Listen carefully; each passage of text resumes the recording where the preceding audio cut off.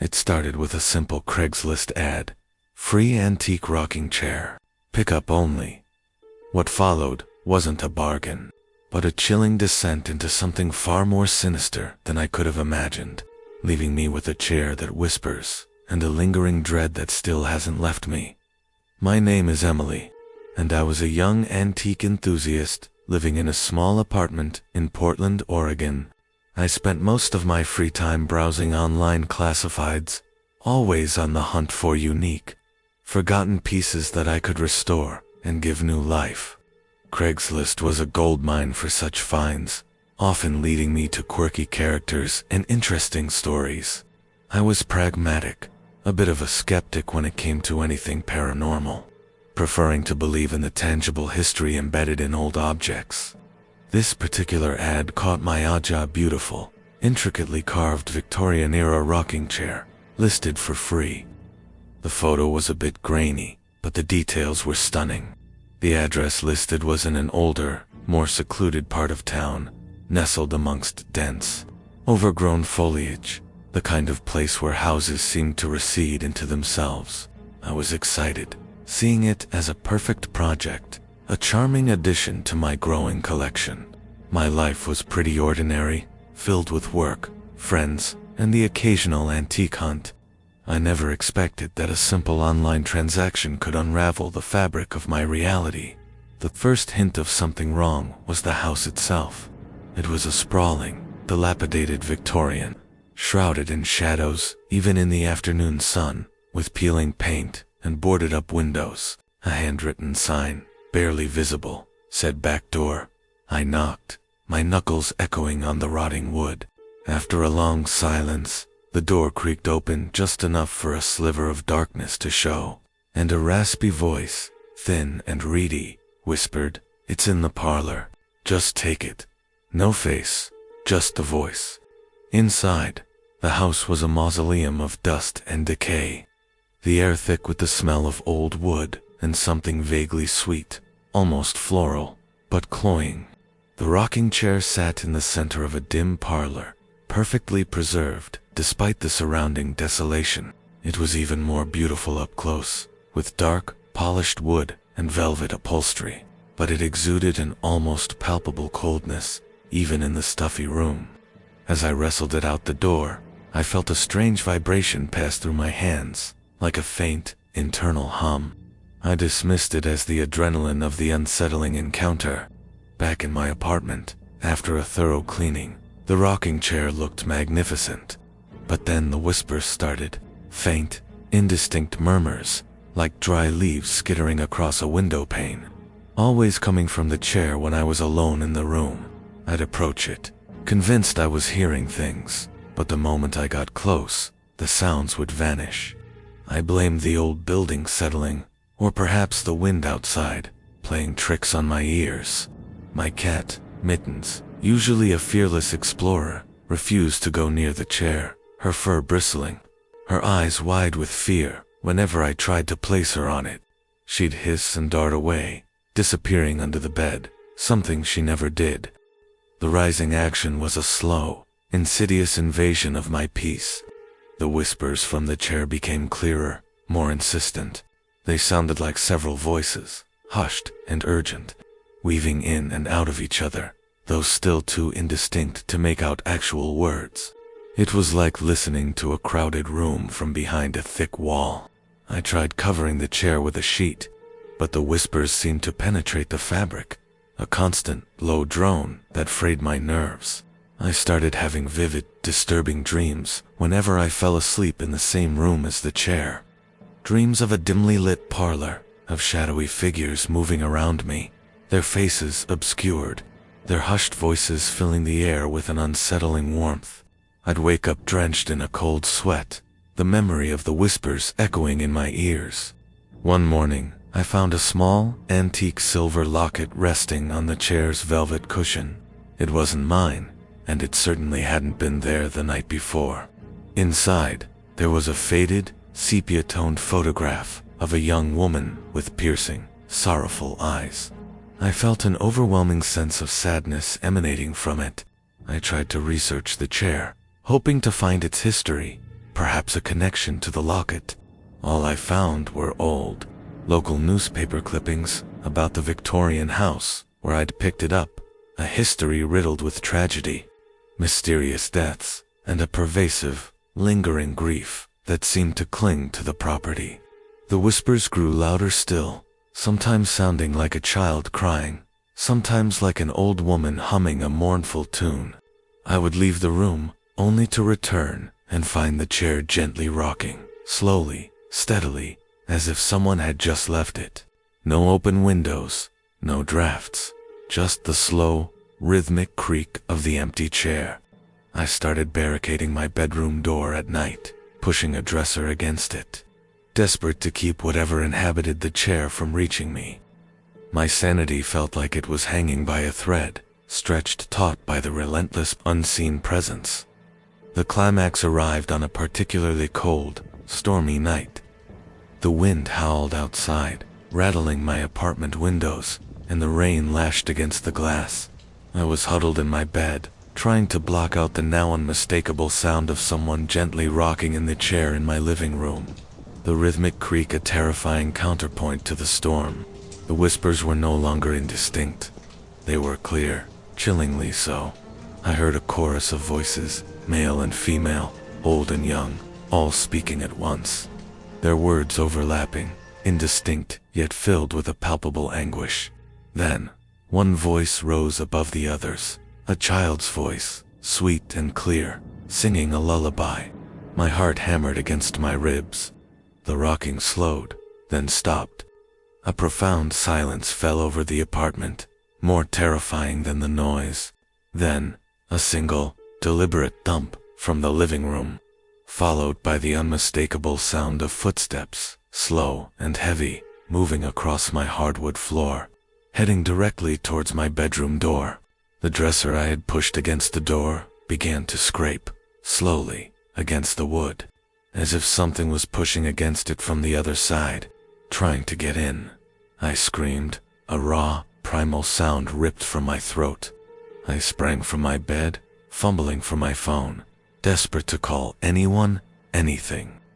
The dresser continued to scrape, the wood groaning under an unseen force. I didn't wait to see what was pushing it. I threw on the first clothes I could find, grabbed my car keys, and bolted out of my apartment, leaving the door wide open, the rocking chair and its terrifying inhabitants behind. I never went back to that apartment, never even bothered to retrieve my belongings. I moved to a different city, started over. But sometimes, late at night, when I'm alone and the house settles, I can still hear it, a faint, almost imperceptible whisper, carried on the air, and the gentle, rhythmic creak of an empty rocking chair, forever haunting the edges of my hearing.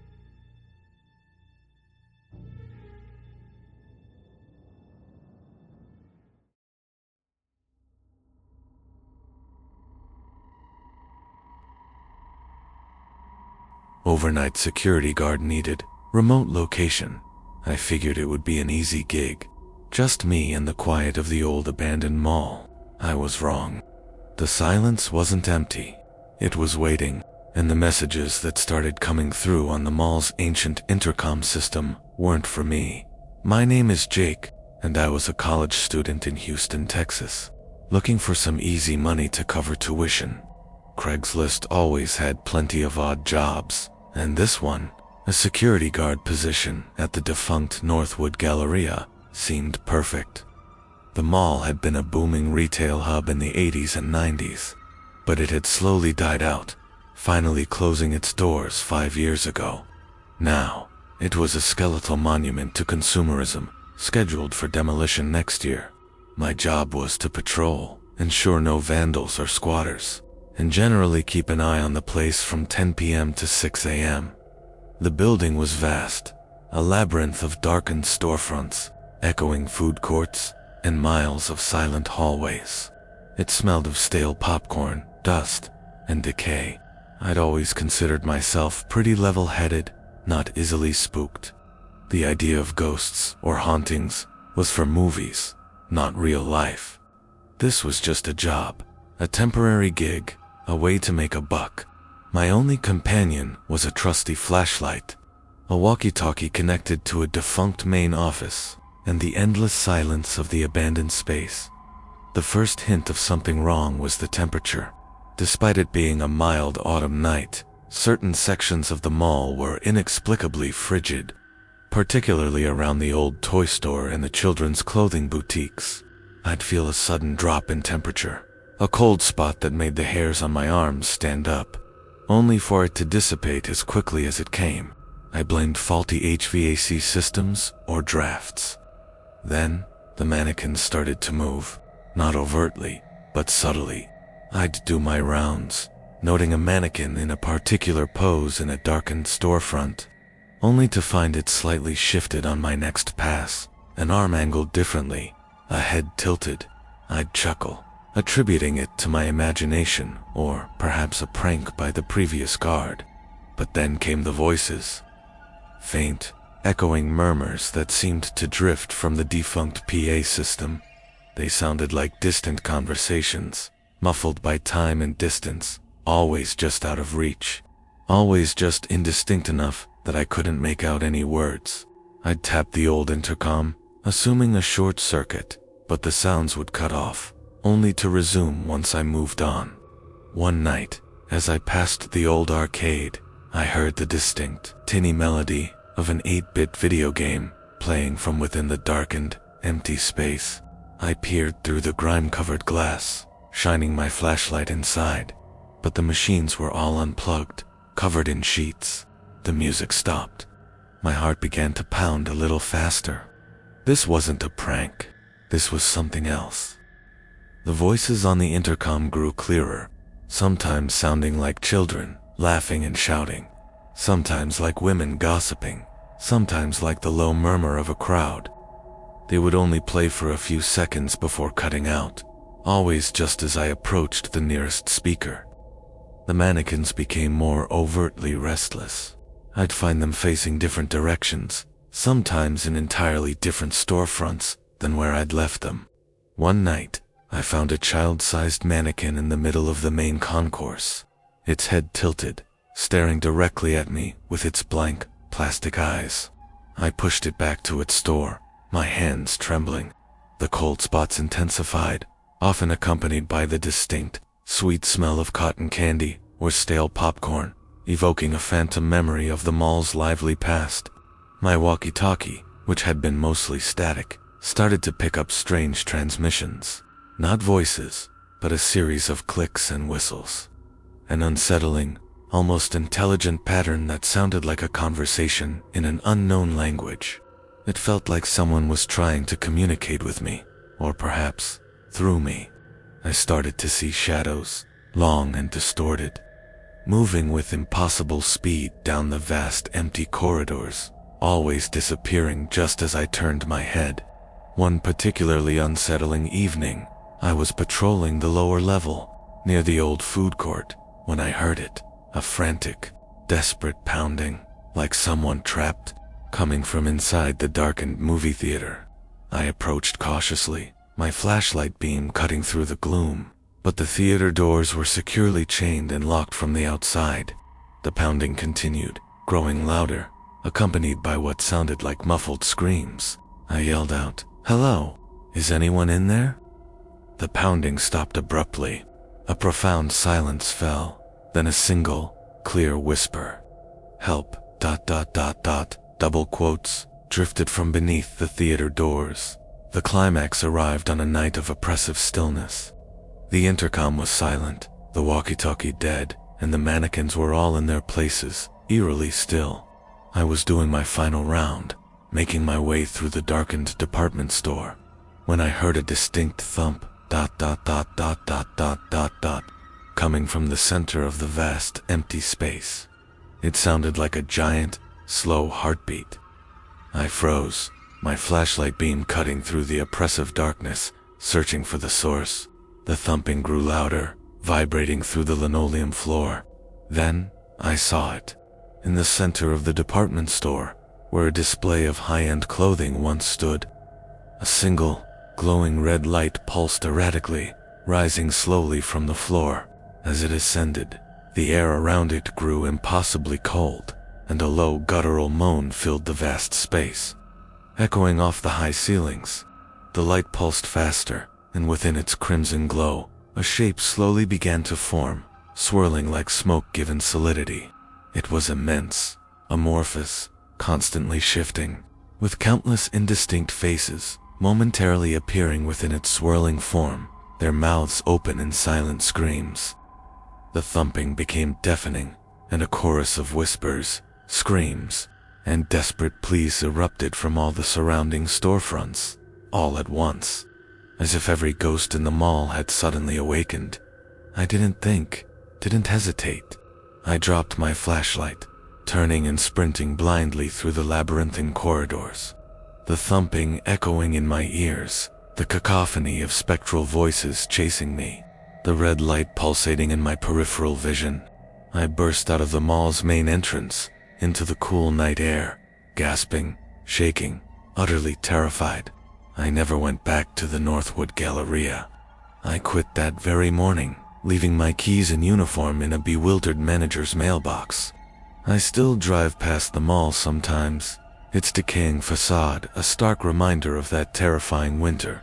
And sometimes, when I'm alone in a quiet, empty space, I can still hear it, a faint, distant murmur.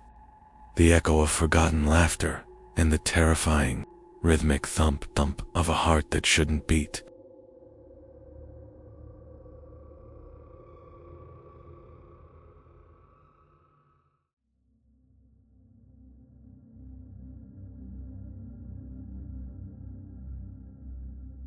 The ad was for a vintage camera lens, a rare find, listed by someone in the deep desert outside Las Vegas.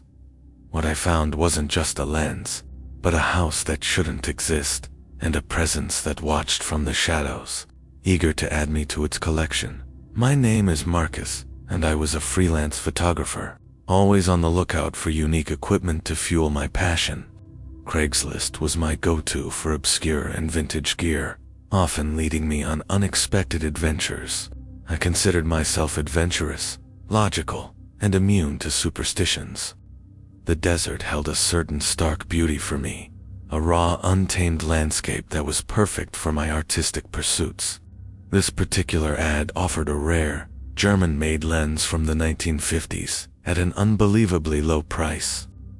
The seller's address was vague, described only as off Highway 160, past Red Rock Canyon. Look for the faded water tower. It was a 2-hour drive from my apartment in Henderson, Nevada, deep into the isolated stretches of the Mojave. I packed my gear, a full tank of gas, and a sense of excitement for the potential find. I had no idea that this simple transaction would lead me to the edge of my sanity. The drive itself was unsettling. The highway eventually gave way to a rough, unpaved road, then little more than a dirt track winding through a desolate, scrub-filled landscape. The faded water tower, when I finally found it, was a skeletal monument to some forgotten dream. The seller's directions then led me down an even narrower path, barely visible, to a small, isolated shack that seemed to have materialized out of the desert itself. It was a ramshackle structure, pieced together from rusted corrugated metal and sun-bleached wood, with a single, unlit window. No car, no other signs of life. I hesitated, a prickle of unease running down my spine. This wasn't just remote. It felt abandoned. I knocked on the flimsy door, my knuckles echoing in the vast silence. After a long moment, the door creaked open, revealing a man who was impossibly thin. His skin like dried leather, his eyes shadowed and unblinking. He didn't speak, just gestured with a skeletal hand towards the inside. The air inside was stifling, thick with dust and an acrid, metallic smell. The lens sat on a makeshift table, surrounded by piles of discarded electronics and ancient, unidentifiable parts.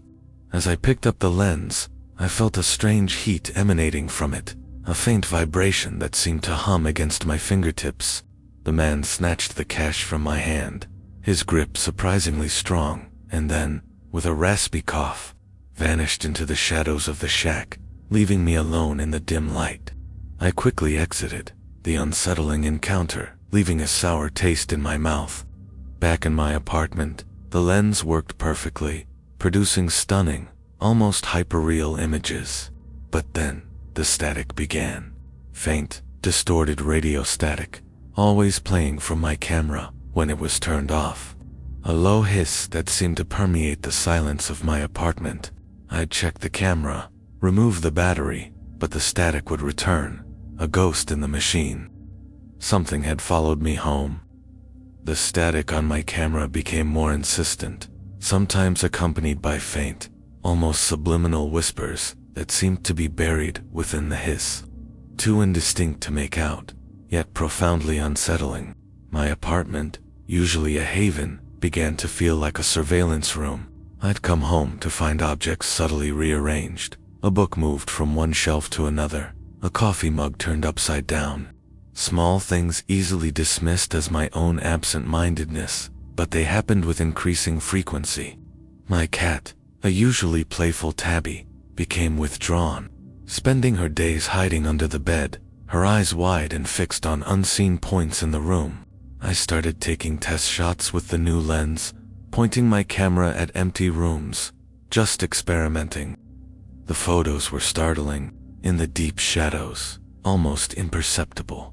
Ghostly outlines of elongated figures would sometimes appear, wavering, transparent, their forms indistinct but their presence undeniable.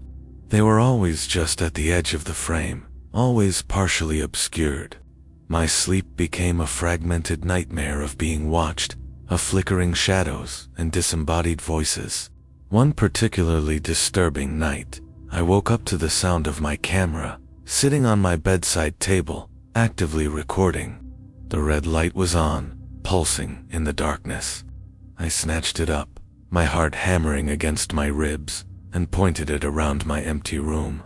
The viewfinder showed only darkness, but as I played back the footage, a chilling, guttural sigh whispered from the camera's tiny speaker, followed by a faint, metallic clink that sounded like the lens being twisted.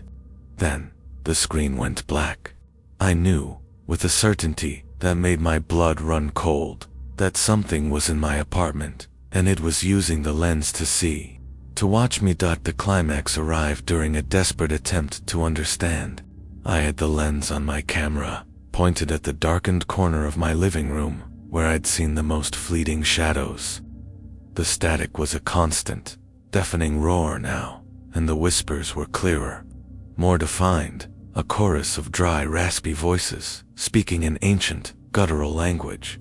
The air in my apartment was impossibly heavy, thick with the same metallic, acrid smell I'd encountered at the shack in the desert. My cat was huddled in the farthest corner of the room, whimpering softly. My hands trembled as I peered through the camera's viewfinder. The corner was no longer empty.